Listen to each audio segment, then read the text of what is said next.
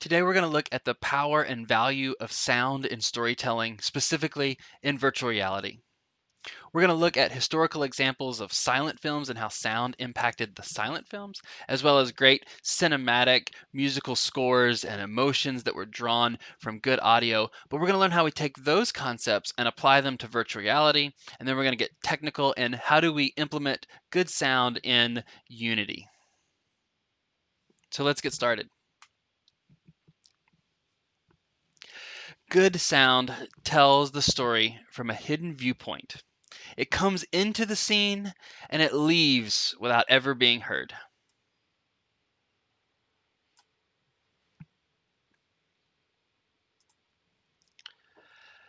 Good sound comes in and tells the story from a hidden viewpoint. It comes in. Good sound tells the story from a hidden viewpoint. It comes in and leaves the scene without ever being heard.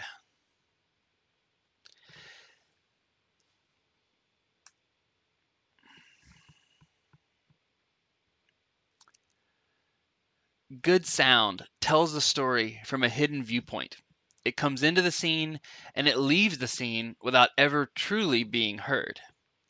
You see, good sound is probably not noticed. If you're doing the job right, it's just a part of the story that if it was missing, you would know something was missing. But if it's done well, it enhances the immersion, it enhances the story, and helps people to get deeper and deeper into the story we're trying to tell. So I want us to look at some of the early examples that we have of good sound design and good storytelling. You may think that silent films didn't have sound, but they did. They had a piano player or some kind of sometimes a record player that would play audio track that is really mostly music that would go through, but sometimes they included sound effects. Let's look at this one in from The Kid by Charlie Chaplin.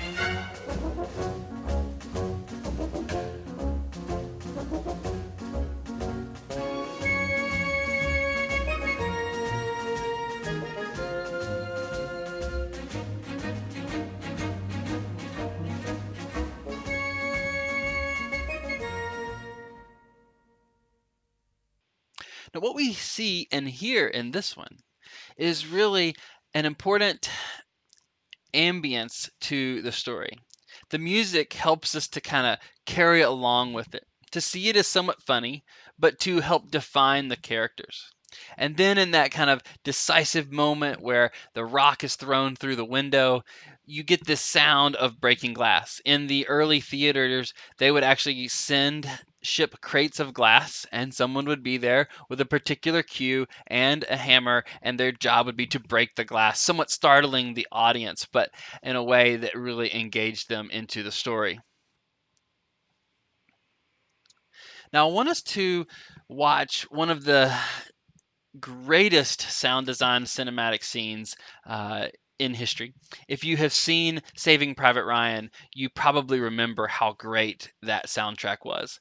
It really helped to engage people in ways into a film that had not been done before. It used the medium and the power of the technology that it had in theaters as well as in at-home Dolby surround sound systems. And we have a really great video here of the lead sound designer talking about how he created and built the sound for Saving Private Ryan.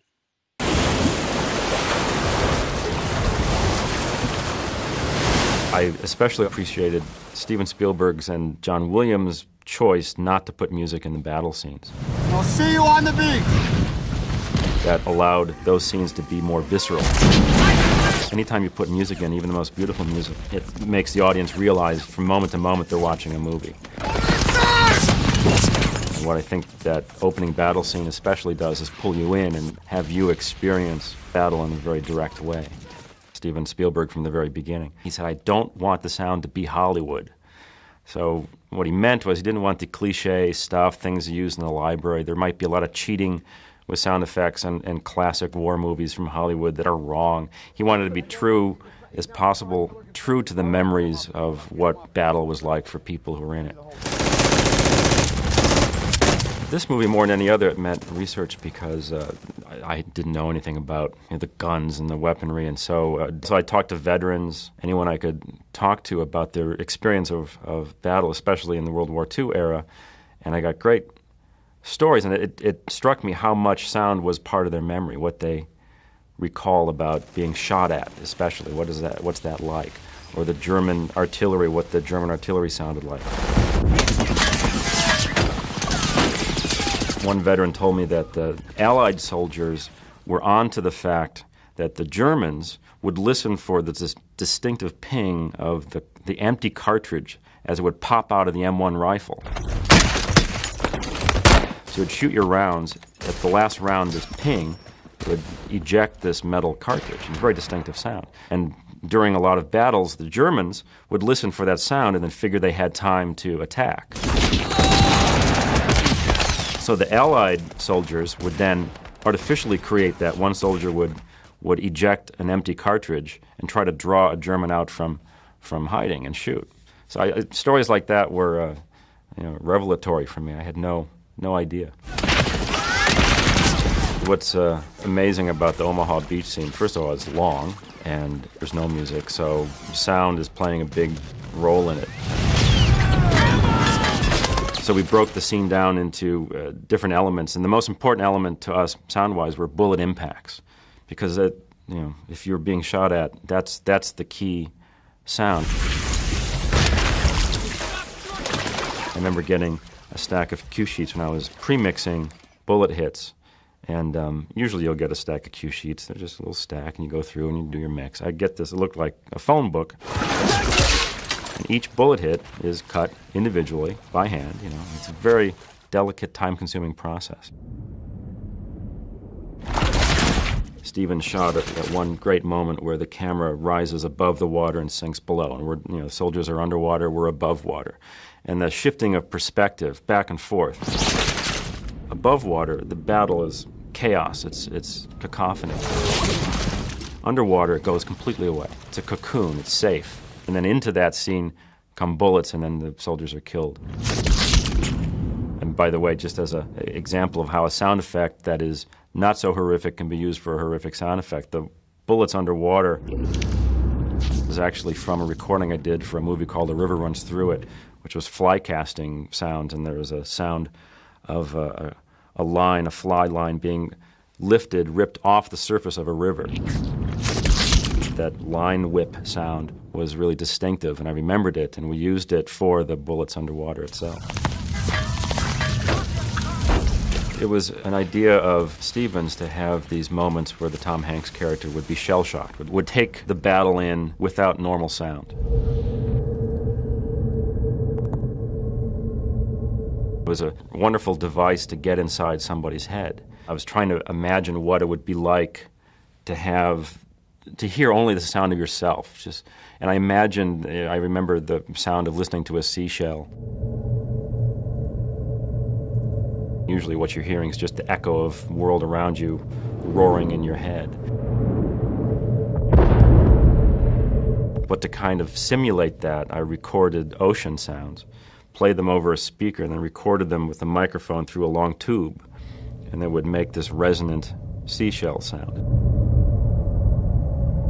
Stephen had this idea of a rising whistle at the end. I don't even know what I used, but it's like a psychological tea whistle that rises and peaks right when we snap back into reality. It was very effective. What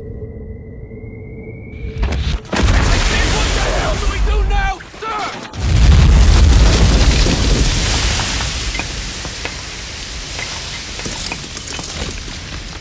This technique, I think, works so well to get inside Tom Hanks's character's mind that in the final battle, we return to that sense of perspective, seeing it through his eyes.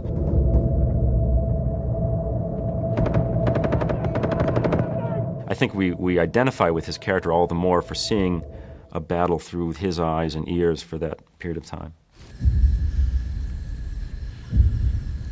What's with your hand? If you hear a rumble sound in parts of the movie that almost sounds like a distant thunderstorm, what we found was real recordings of World War II battles. And they do have that storm quality to them. They have this rumble, this distant thunderstorm quality, which I really liked. That would be that final layer that would give it, to me at least, a sense of reality. You have the intricacy, the articulate sounds that we've put in for the war here, but then you always have that, the horizon, the war off in the distance, because it's that big.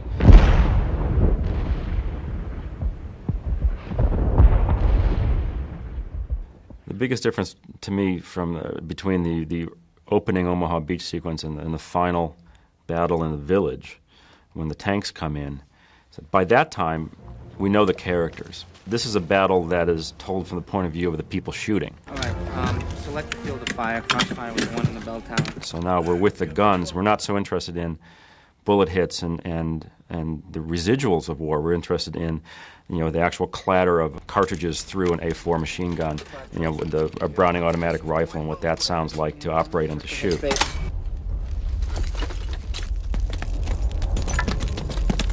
When the tanks come into the village that lead up to the final battle, we don't see the tanks. We just know they're coming closer to the village. And what Stephen has always been great at is giving references to other movies. And for that moment, he sent me to watch Zulu. And in Zulu, the English fort is being attacked by Zulu warriors, and they keep coming and coming and coming. And there's a sound in that movie that I think is them beating on their shields. Sounds almost like a train, just inevitable. And he didn't want that sound exactly, but he wanted the feel of that sound. So Stephen wanted a sense of this ominous, this rolling presence coming closer and closer and closer, and echoing through the buildings, through the narrow corridors of the village. Great opportunity for sound. Hustle up!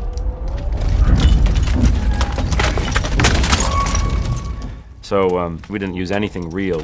I scraped metal and I had sounds on quarter-inch tape, and I would just play them like scratching a record, and made these weird sounds and added wild echoes and treated it almost sound effects as music.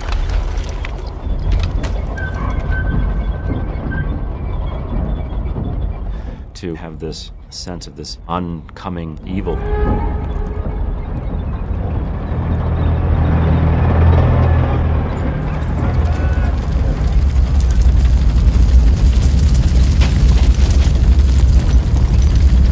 I got no better compliments afterwards than from veterans who said, "You really got the sound of the there's something about the German tanks in the movie. You got it right, and you got the sound of the bullets passing by right. It felt right to them." And so it was very satisfying to be part of a film that I think really brought all that together.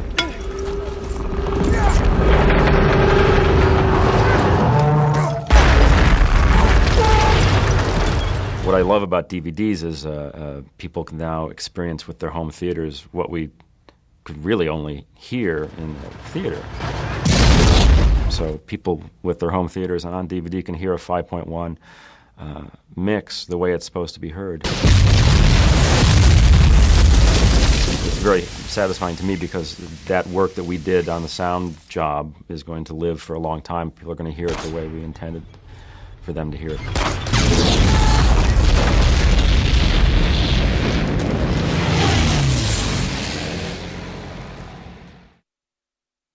So after watching that, what makes good sound? There are a lot of things that add up to good sound, but some of the key things is that it has to surround you. It has to pull you in. You have to feel the space. You have to feel the location. As in that video, he talked about those tanks and the sounds of them coming at you, or the sound of the off in the distance, the explosions. That gives you a sense of big and broad. Whereas if you're in a room and you hear the sound of a pin drop, or you hear the sound of footsteps, you realize that you're in a smaller space. And so the sound helps you to understand what size space that you're in. It also helps you to sense and see some of the imagery. We can expand on the visuals that you see by enhancing the sound. And it helps communicate what you can't see. So sometimes you may be facing one direction in virtual reality and you hear footsteps behind you or a door closing behind you, so it prompts you to turn and look that way. We can show things that we may not even be able to physically create in VR, but maybe the sound of that could scare you or give you a sense that something's bigger than it really is. And so we have a lot of power in the unseen sounds. If we think about Jaws, right? You had this unseen, very small use of the shark in the Jaws film, but the sounds really helped to build up the audience and build up that tense feeling. So good sound is like ogres and it's like onions. So good sound has layers. So maybe you don't remember Shrek, but he said ogres have layers. And this is an example of a Pro Tools, which is an audio editing tool for editing audio. And look how many layers this particular one has. So you'll see the top layer is the music, and each one of those is pieces of dialogue and sound effects and things that are getting added throughout the entire film. So let's talk about kind of the three main layers that we're going to use, or that we could use. Number one is dialogue, one of the most important ones, how we communicate the story. If characters are talking, this could include narration as well, but we want to make sure that we have that dialogue and it's nice and strong. We also have the ability to add sound effects for impact and realism. And then sometimes we might have music to help set the stage and to give you a sense of feeling and emotion. So let's talk specifically about the background layer. Now, the background layer can communicate a lot of different things. It can communicate the size of the environment, what the environment's like. Is it windy? Is it cold? Like, some of those things can really come from good sound. It also helps us to understand what could be taking place outside the frame. So I'm in VR, I might be looking a particular direction, and there's so many things around me that could be going on that we don't have to show, that we can just do that. So that background layer helps us to build that up and give us a sense of realism in the scene. Sometimes the background layer might include music. So music can really build up great storytelling. I was at a speech with Steven Spielberg and John Williams, and I have to say it was one of the most amazing storytelling learning experiences I ever had. And Steven Spielberg said, if it weren't for John Williams, I would be an average filmmaker. So Steven Spielberg, one of the greatest at his craft, said he would be average at it if it weren't for great musical score, the ability to build up emotion. And so this is one of the things where we might want to use music to provide an emotional feeling. But we have to be really careful about this in virtual reality. Because in VR, remember, we're telling first person. And most of us don't have a soundtrack playing in our head. So if we use that music, we got to be very careful. Ways that we might use it is in menus and kind of setting up the scene. But we also might use it by giving it an actual texture in the story. So there's a record player over there, or someone puts on an earbud in your scene, and so you start to hear the music, or you get into a car and the car is playing the music. That's ways that we can use it. But we probably just don't have this kind of emotional score going on in the background, because that would feel weird in a first-person experience. Sometimes we need good sound effects.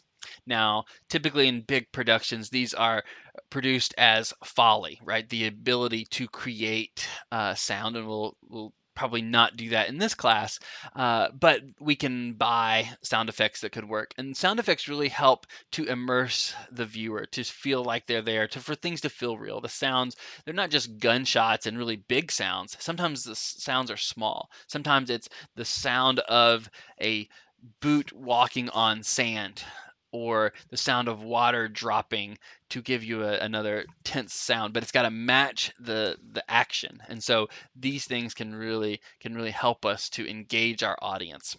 So we need to make sure we have good sound effects. Here's an example of how Foley is produced. So we have, you can see all the different textures and things that they can use to create this, to create the sound. This is actually at the North Carolina School for the Arts, which has a really amazing studio for this. So I mentioned dialogue. Dialogue is very important to storytelling. We want to make sure that it is clear and easy to understand. And this is what really helps us to communicate the story best, right? Maybe not best, but at least the majority of the details in the story. And so they're very important that the user is able to hear and understand them. If they're not recorded well, that can be a problem. If they're not technically implemented well, that can be a problem. Or if there's too much ambient sound that you can't really grasp it and your mind just can't filter out the difference between the dialogue and the other sound, that can be a problem. So we want to make sure that the dialogue is primary and really has the kind of setting that makes it feel like it's real and it is easy to understand. A lot of people get excited about mixing and editing sound and pulling it all together, but if they're really good at their job, it should never be heard. It should just kind of flow and fade like the wind. And did I say this, or did the real Stephen King say this? You'll never know. But at least I spelled it the way my name is. No, this is a quote that I really feel like I was using in a speech one time, and I felt that it really does talk about how the importance of mixing it not for mixing sake, but mixing it for the user's immersive sake. And if you blow it, if you make it too loud, if you have something that jars them, you can kick them out of that immersive experience very quickly. So the mix should never be heard. And the way you do that is you only emphasize what's most important, and you keep what is helpful for that story, but drop everything else. If it's not helpful for communicating what we're seeing or what we're not seeing in that case, or something about the scene, then we don't need that sound, and we don't want to distract from the visuals. In virtual reality, good sound should always be from the perspective of the viewer. We have to do this in first person. We have a first person viewer, you put on the headset and you are a person looking around, and therefore your sound should look like it's coming and sound like it's coming from you. Hearing all these things, I want you to listen to this example. This is President Bartlet in the West Wing. He is now at the National Cathedral in this scene, and his secretary from a long time, from since he was governor, had been killed in a DUI. He'd had a tough season before, and so he is here in the cathedral right after the funeral. And I want you to listen for all the different uses of sound and how sound really impacts this particular part of the story.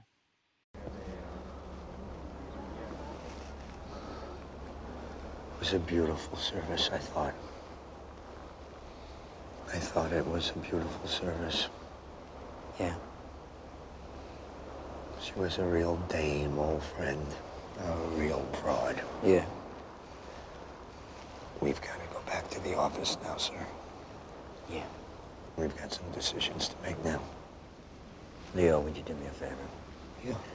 Would you ask the agents to seal the cathedral for a minute? Yeah.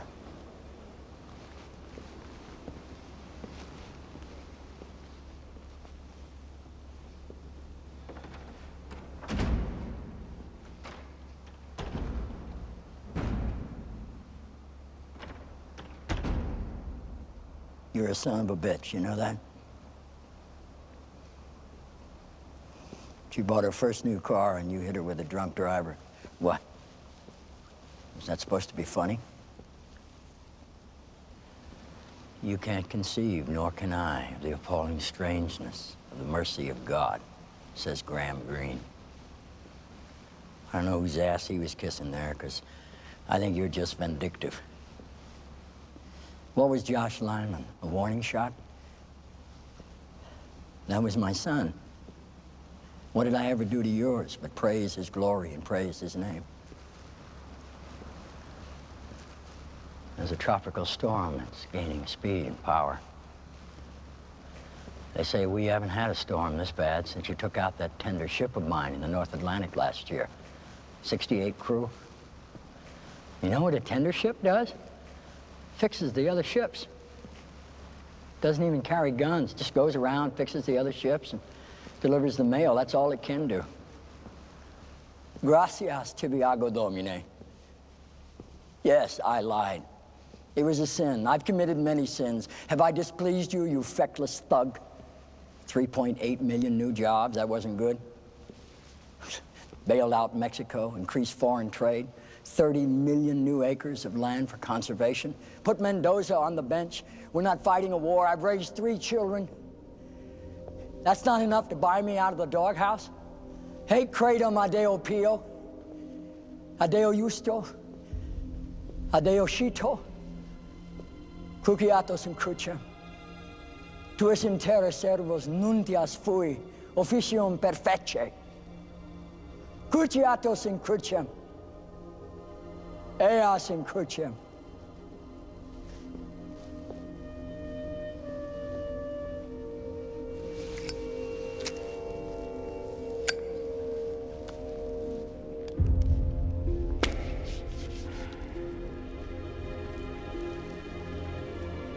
You get Heinz.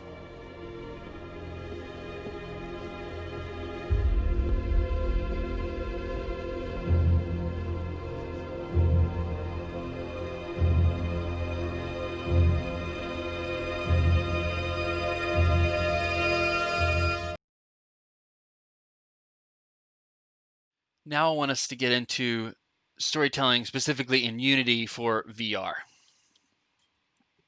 So sometimes we'll do 360 sound, which is ambisonic and being able to capture and record. What we're going to be talking about today is really about how do we do this, not in 360 video or using spatial audio that way, but how we do this in Unity. So the reason we need it is it helps us to make immersive. It stimulates and helps us to understand what's going on and can be somewhat provocative to encourage us to do something or act. But it's really important that it kind of gives honesty to the scene. We need to show what the whole scene is like, not just from our eyes, but also in our ears. So these are important to have 3D sound, not just CAN sound, especially when you're doing 360 video. So spatial audio is a powerful tool that you can use to control the user's attention. You can present sounds from any direction to draw the listener's attention and give them cues of where to look next. So let me give you an example of that.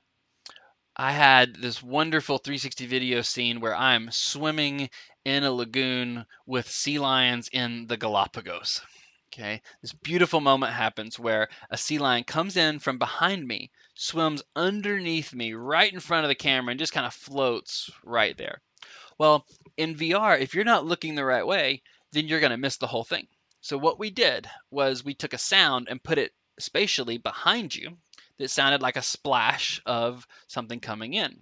And then when it was underneath you, we put the sound of bubbles coming in from below you, because the sea lion was actually producing some bubbles. And so it felt natural and helped you to direct. So then we saw people's eyes turn around and then follow it down and come up. And so that really helped people to do that. Now, if you're underwater, do you really have those sounds?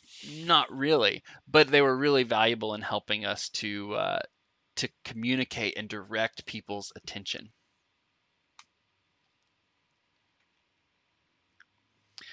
We also need to understand a little bit about how the human body hears things, and so let's get into that. We need to see how the body can detect distance and space and location. So we have 2 ears, and that really helps us to see how far away something is and to give that feeling of depth and direction. And so the fact that it's shorter distance from one ear to the next helps us to actually understand and know what direction to turn and look. The way we know how to look up if we hear an airplane or down has to do with the shape of the ear. And so we want to be able to understand how our ear understands and hears things. And so using this particular diagram, I think is really easy to see that if something's coming right at me, its reflective properties that my mind can just filter and understand helps me to see the height or the different axes. So as we try to do this in virtual reality, we have headphones on. And so the computer must process and make these sounds look like they could be coming from anywhere in any location in any direction. Another key concept that we have has to do with what's called reverb or echo. And the reverb or echo helps us mentally understand how big the room is and what the materials are made of. So our mind, in an amazing way, can actually detect and hear all of these different echoes, even though they happen in differences of milliseconds. They can understand how big the room is. So for example, if you look at this diagram, we have a single sound coming from the speaker. That sound was reflected off the ground and off the ceiling and back off the ground again. And so by all of those things, somehow our mind understands what it means for sound to reflect off a room to help us to understand the size of that room. And it's kind of an amazing feat. And so if we turn up the reverb, the number of reflections or the distance of the reflection, then it'll feel like a much bigger room. So if you think about a big arena, when you yell and scream in a big arena versus if you are sitting in your bedroom.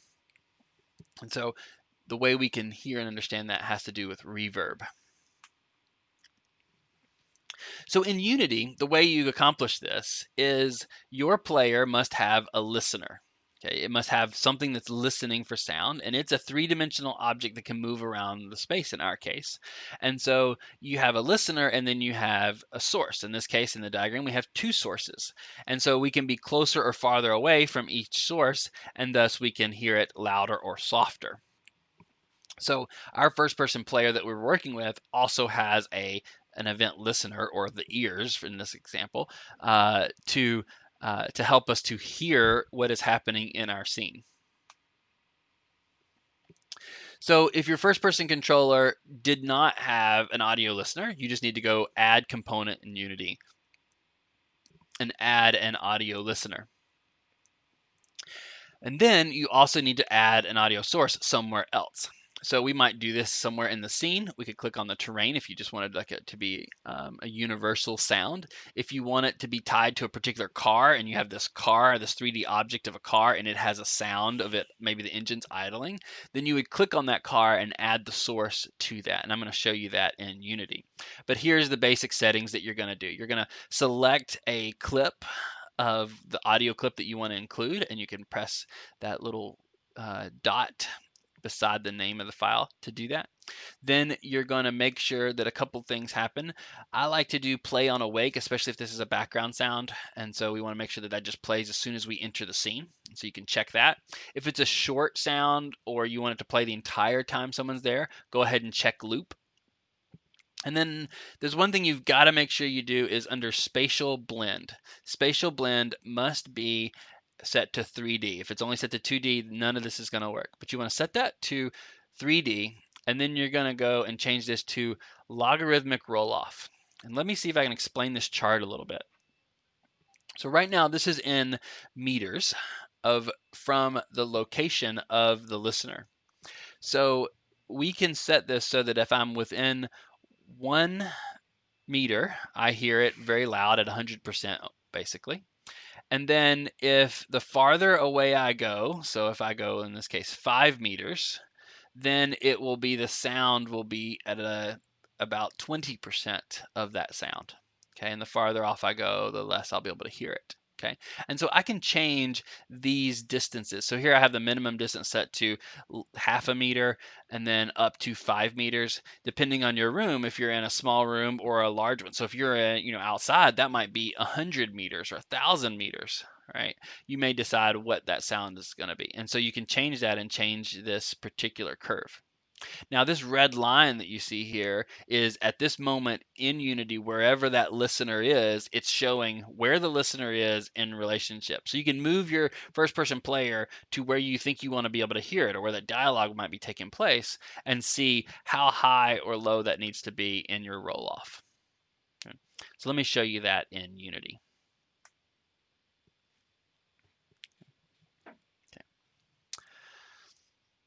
So just a couple tips for doing this in Unity. Whenever you have a sound effect that goes with a particular object, the easiest thing to do is actually to attach that clip to that object. So as that object moves, so does the sound.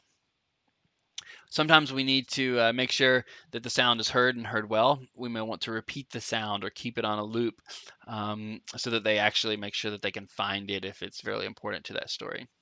And then we want to make sure that we have complex sounds that are well recorded. So in this case, we want big waveforms. We don't want really low frequencies. Those are hard to hear through headphones and things. So we want to make sure that we record things well and that our sound effects that we purchase have big waveforms and are easy to hear.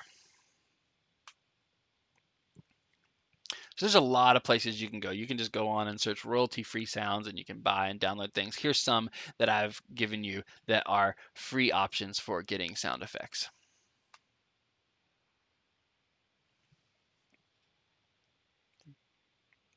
And for your assignment, you're going to create an ambient background sound that fits with the story that you're working on your scene. You're going to create some object sound. So if you have a spaceship there, then that spaceship might need to have a rocket booster sound, or maybe it's a car or something that has an idle sound. But you need to apply a sound effect to a particular 3D object in your scene. And then I'm also going to show you how to do footsteps. And so I want you to make sure that you also make sure you have footsteps that are consistent with what you have in your project. So if they're walking on dirt, it should sound like they're walking on dirt, not that they're walking in an empty room.